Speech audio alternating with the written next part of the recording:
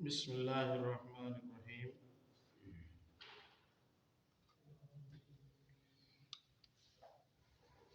عدت کے مسائل کے حوالے سے پچھلے سبق میں ام المومنین ام حبیبہ رضی اللہ تعالی عنہ سے مروی ایک حدیث کے مضامین پر بات ہوئی تھی۔ ضمناً اس خاتون کی عدت کے مسائل، پابندیاں، احکام، رخصتیں، اس حوالے سے ایک جامع نوعیت کی گفتگو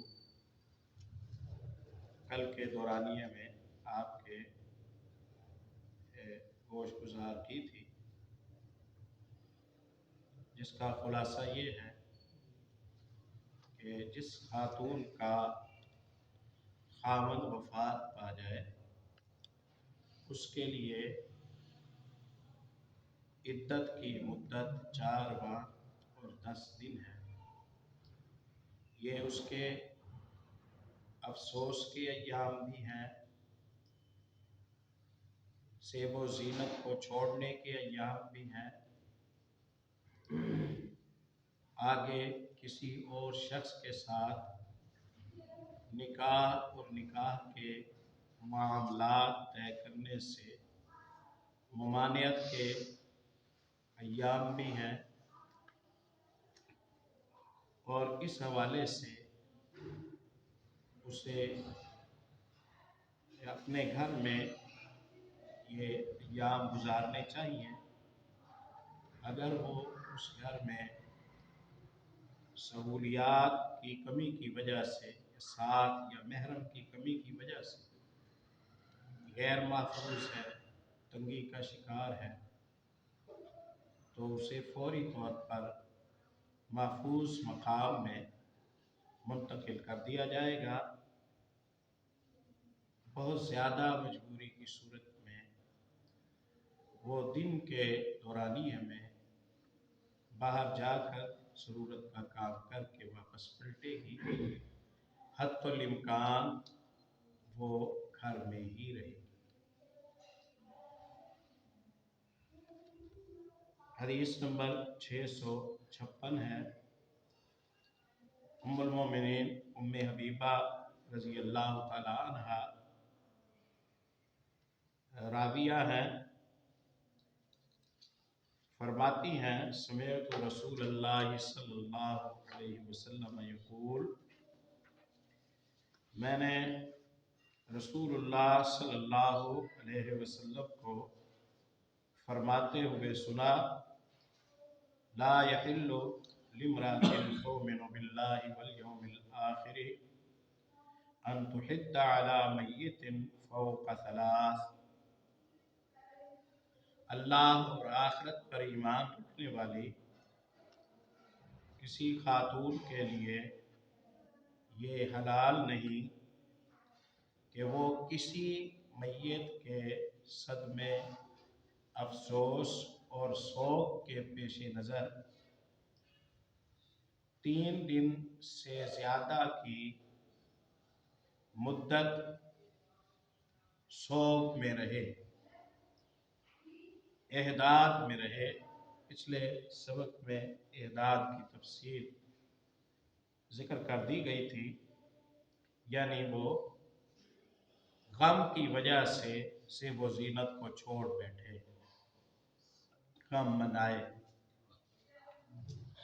الا علی زوج، اس قاعدے سے اس کے خاوند کی وفات مستثنیٰ ہے۔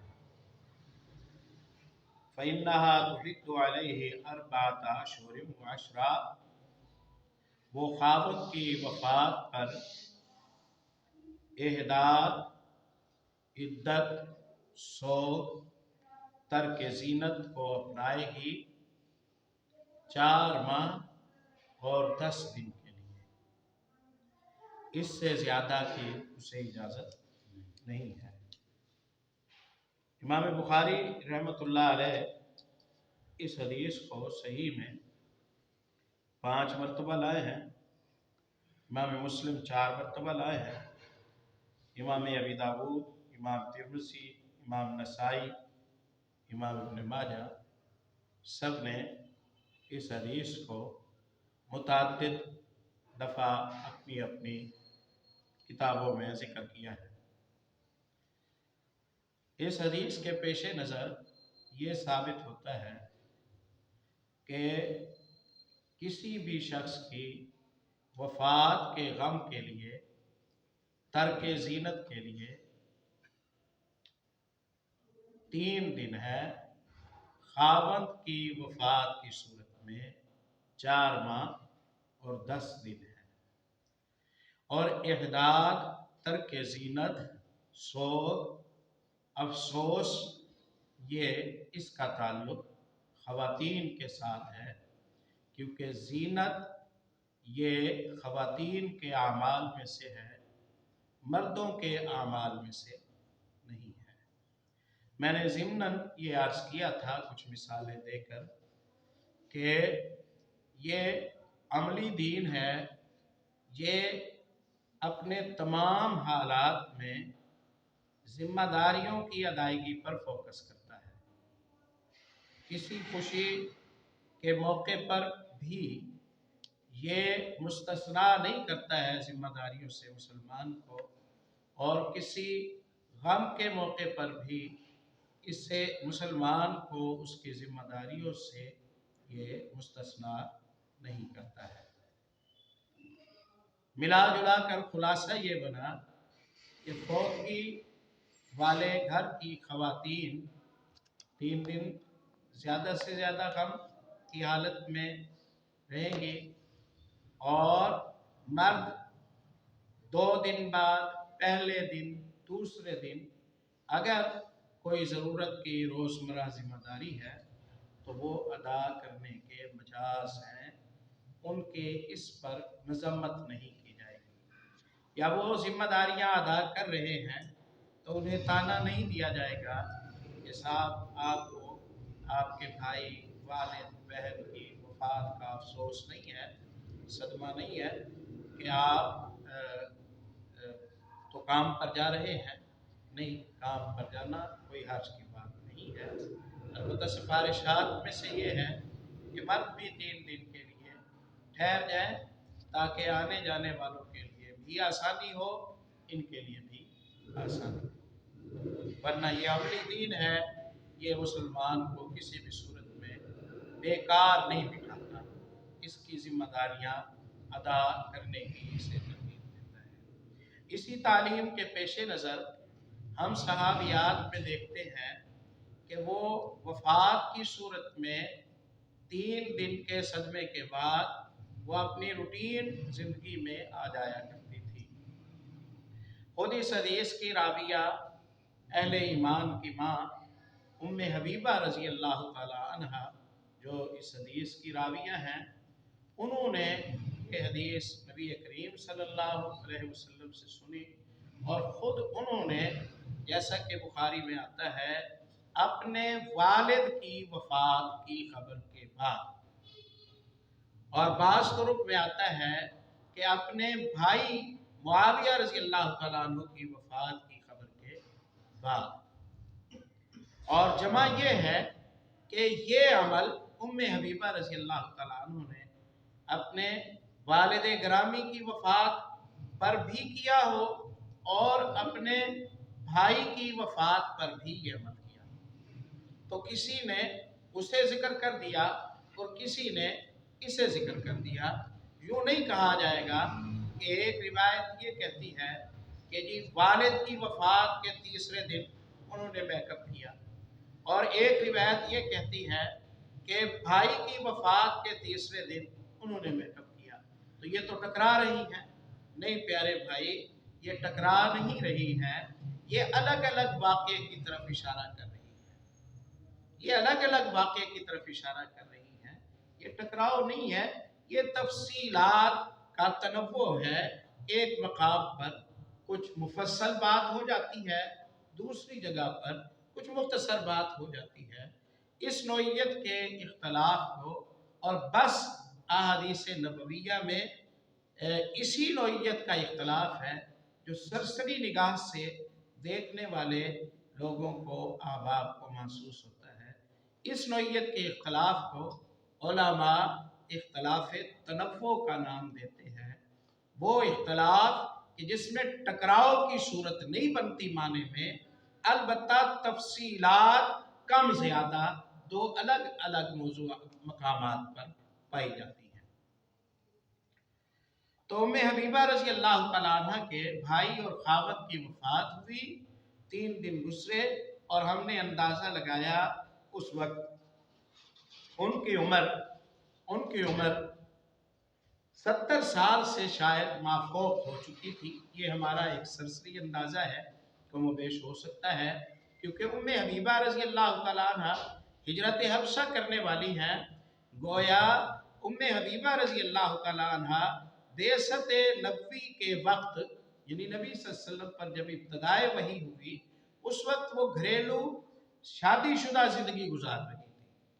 نبوت کے 5ویں سال اپنے خاوند کے ساتھ اگر ہجرت کر کے جا رہی ہیں تو وہ اپنی جوانی کی عمر میں ہیں، اور معاویہ رضی اللہ تعالیٰ عنہ کی جو وفات ہے وہ 50 ہجری کے بھی بعد کی ہے، 50 ہجری کے بھی بعد کی ہے۔ یوں یہ ہے کہ 23 سال عہد نبوت اور اس سے پہلے پیدائش ان کی کب بھی ہو، اور اب 50 سال سے زیادہ اوپر گزر چکا ہے۔ تو گویا ام حبیبہ رضی اللہ تعالیٰ عنہ کی عمر 70 سال سے اوپر ہو چکی ہے، بزرگی کے عالم میں ہے، بھائی کی وفات کا صدمہ ہے یا والد کی وفات کا صدمہ ہے۔ 3 دن گزرے، فدعت بسفرۃ، حدیث میں آتا ہے، بخاری میں حدیث ہے، سفرہ کوئی زرد رنگ آرائش و زیبائش میں اس وقت کی خواتین استعمال کیا کرتی تھی، ہاتھوں پر، چہرے وغیرہ پر لگائی جاتی تھی، وہ زردی، وہ زرد رنگ یا زعفرانی نوعیت کا رنگ۔ فدعت بسفرۃ، انہوں نے وہ زرد رنگ منگایا، اور فمسحت، انہوں نے وہ اپنے بازوؤں پر، اپنے ہاتھوں پر، اپنے چہرے پر وہ رنگ لگایا۔ ایک حیران کن بات ہے، موقع تقاضا نہیں کرتا ہے کہ بزرگی کی عمر میں آرائش و زیبائش کے ساتھ دلچسپی ہو۔ پھر ابھی 3 روز پہلے والد یا بھائی کی وفات ہوئی ہے، تو صدمہ بین کو جو ہوتا ہے وہ تو سالوں تک بھولتا نہیں ہے۔ ایسے میں آرائش و زیبائش کا کیا معنی؟ حیرانگی کے ساتھ حاضرات نے ماں جی کو دیکھا کہ یہ آپ کیا بے موقع میک اپ کر رہی ہیں۔ انہوں نے جب یہ صورتحال محسوس کی تو انہوں نے کہا کہ مجھے مالی بالسفرۃ من حاجت، مجھے اس آرائش و زیبائش کی اس وقت کوئی ضرورت نہیں ہے، لیکن میں عملی طور پر تمہیں دکھانا چاہتی ہوں کہ ہمارے لیے پیارے نبی صلی اللہ علیہ وسلم نے جو حد مقرر کی ہے، ہم اس حد پر رک گئے ہیں۔ 3 دن کے ہم مجاز تھے تو ہم نے ترک زینت کی، 3 دن گزر چکے، ہم نے ترک زینت چھوڑ دی۔ اور بعین ہی اسی طرح پیچھے ام عطیہ رضی اللہ تعالیٰ عنہ کا تذکرہ پچھلی حدیث میں ہوا تھا۔ ام عطیہ رضی اللہ تعالیٰ عنہ کے حوالے سے بھی بخاری میں آتا ہے کہ ان کے بیٹے کی بیماری کی خبر ملی، وہ بصرہ میں تھا، یہ روانہ ہوئی، پہنچی تو 1 روز پہلے بچے کی وفات ہو چکی تھی، صدمے میں آ گئی۔ 3 دن گزرے، فدعت بسفرۃ، انہوں نے سفرہ منگایا جو آرائش و زیبائش کی چیز ہے، اور انہوں نے بھی اپنے چہرے اور ہاتھوں پر ملا۔ حیران ہونے والیوں کو انہوں نے فرمایا کہ مجھے بھی اس وقت آرائش و زیبائش کی کوئی ضرورت نہیں ہے، لیکن میں نے رسول اللہ صلی اللہ علیہ وسلم سے اسی طرح سنا تھا، اس لیے میں عملی طور پر ایسے کر رہی ہوں۔ اس کے بعد اگلا باب محدث نے باندھا ہے، باب زیارت القبور، قبروں کی زیارت کا कब्रिस्तान जाना, कब्र पर जाकर मैयत की बख्शिश के लिए दुआ करना, ये ज़रिया है दिल को नरम करने का, आँखों के बहने का, अपनी आक़िबत को याद करने का, आखिरत पर ईमान की पुख्तगी का, दुनिया के मालो मनाल और दुनिया की सहूलियात की बेसुबाती को आँखों से देखने का। इब्तदान प्यारे नबी सल्लल्लाहु अलैहि वसल्लम ने कब्रों की ज़ियारत से मुतलक़न मना फरमाया था।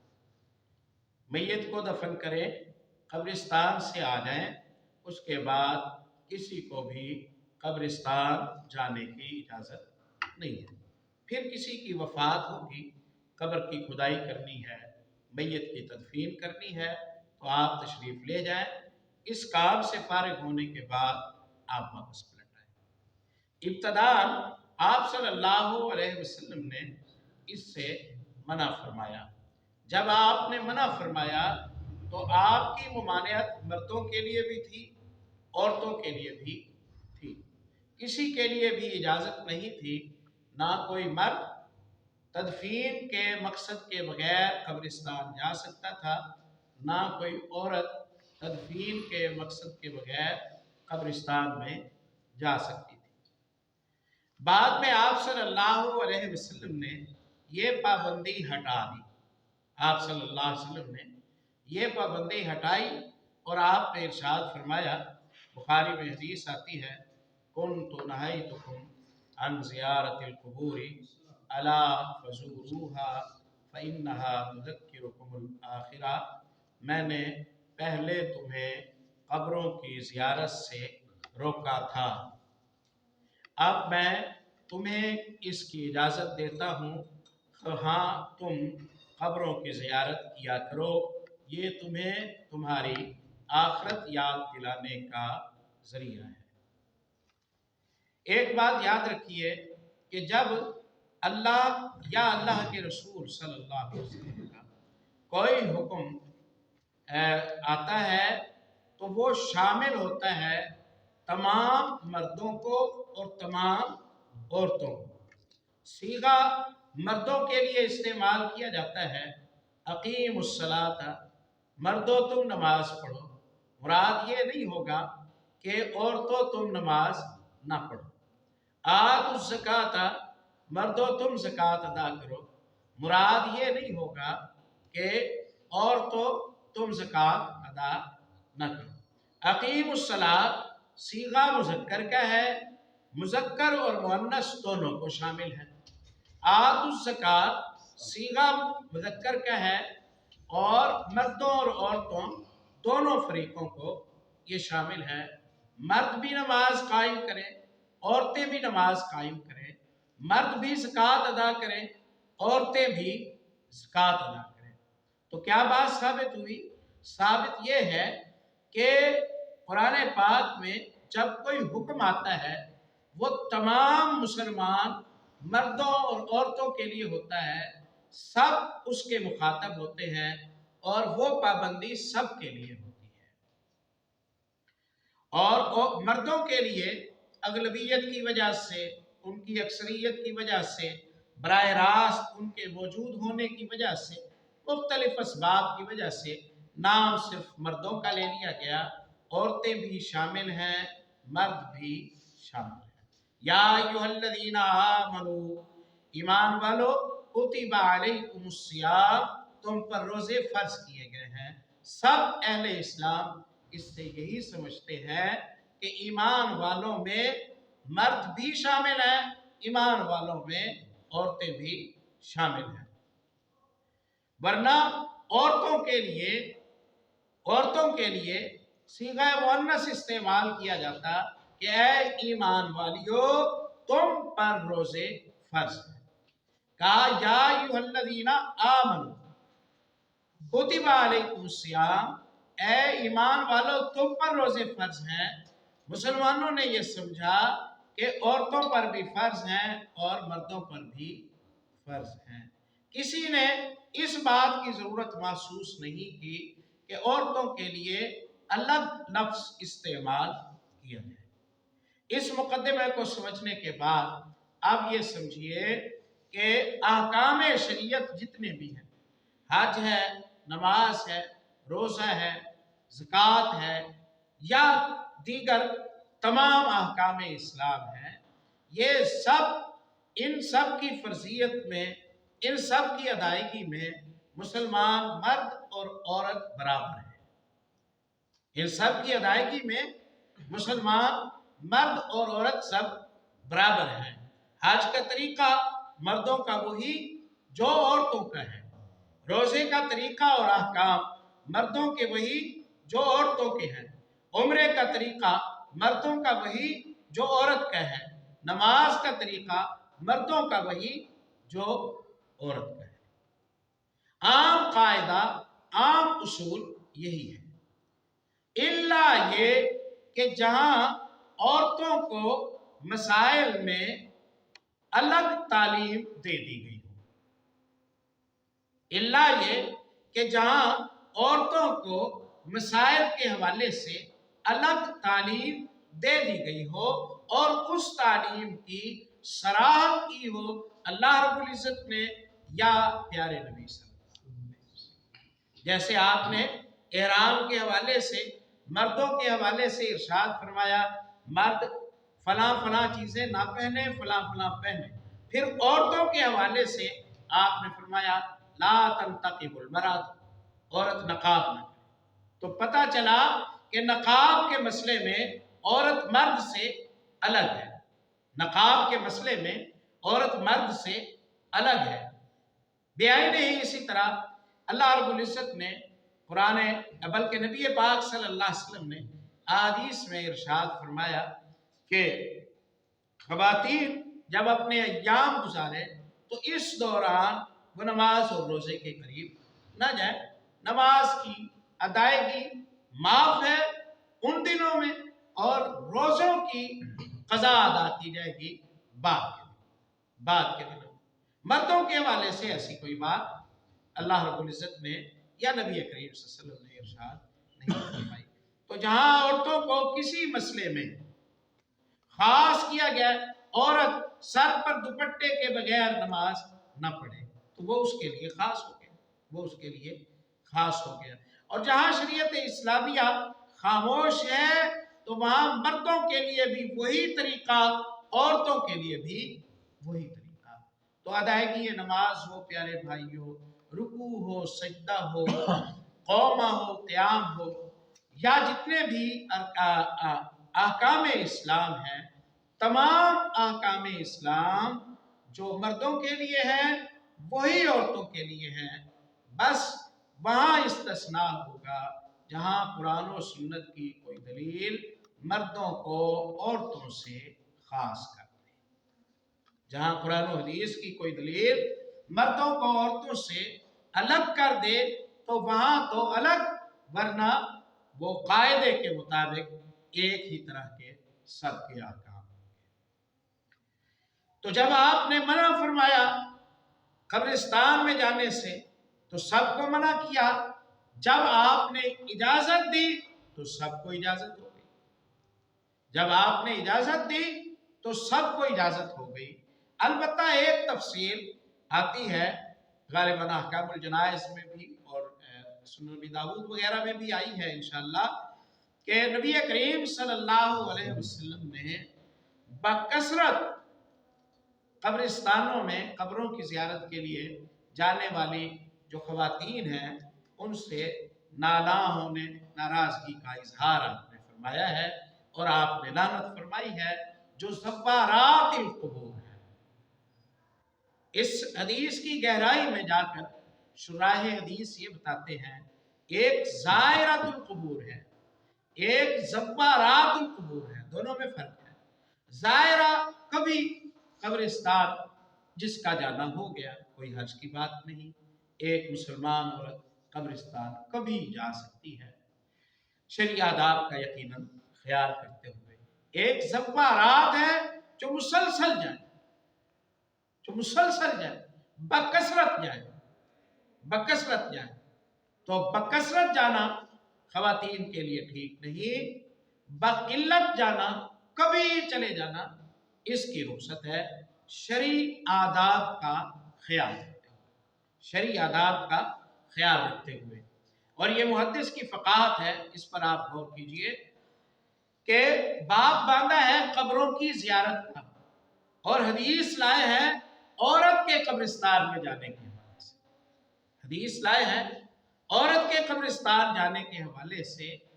और इस हदीस से बताना ये चाहते हैं कि मर्दों का कब्रिस्तान जाना तो कोई मुख्तलफ फी नहीं है, सब तबक़ात इस बात को तस्लीम करते हैं कि मर्द जा सकते हैं कब्रों की ज़ियारत के लिए शरई आदाब के मुताबिक।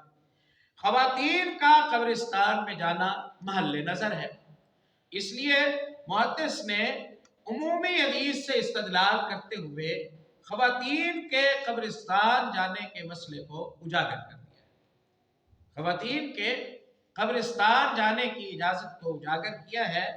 और ये इसे कहते हैं इस्तदलाल अला तरीक़िल मुक़ायसा, एक मसले को सामने रख के उसके पेश नज़र दूसरा नतीजा निकालना।